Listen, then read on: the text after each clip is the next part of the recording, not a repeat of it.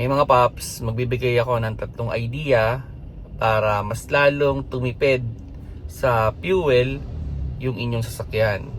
Number one dyan, i-check ninyo or palitan ninyo yung inyong air filter. 'Di ba? Kumbaga sa apoy, kailangan din ng hangin.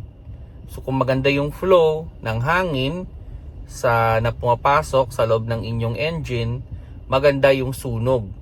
So, ibig sabihin, hindi mo kailangan maglagay ng maraming gas para makomplete mo yung magandang combustion. Kasi maganda yung flow ng hangin, tama yung flow ng gas.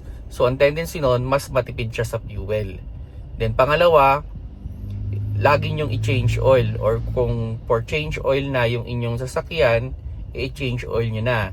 Siyempre, pag maganda yung oil, yung flow ng oil sa loob ng engine, mas smooth yung takbo. Mas magaan yung takbo ng makina. So makakatipid ka rin dyan. Pangatlo, i-check ninyo yung inyong tire air pressure. Ayan, kasi 'di ba, kung nasubukan niyo na magbike ng bike na kulang ang hangin, 'di ba, ang hirap ipedal. So ganoon din sa kotse. So kung gusto niyo nang magaan yung takbo niya, itama ninyo or pwede nga dagdagan nyo pa ng konti yung tire pressure ninyo para mas magaan i-abante ng inyong makina, yung inyong sasakyan. So yan yung tatlong idea, no, para makatipid kayo sa gas, no, lalo ngayon tumataas na yung fuel. Aside dun sa yun, magbawas din kayo ng mga gamit na mga hindi mahalaga sa inyong sasakyan para mas gumaan din pala yung inyong kotse.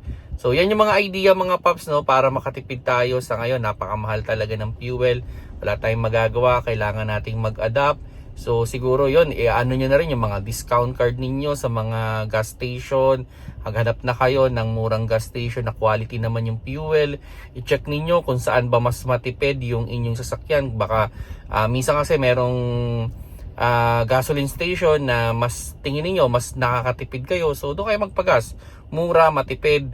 Tapos dagdagan nyo pa ng mga discount.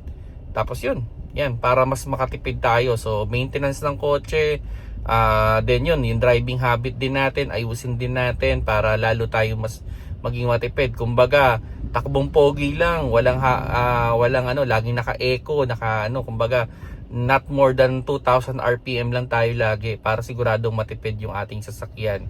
Then kung hindi nyo naman ginagamit, kaysa nakatambay kayo sa loob, hindi patayin ninyo yung makina para hindi siya mag-consume ng gasolina. Okay, so yun mga kaps, no, idea lang to, no, para makatipid tayo sa fuel.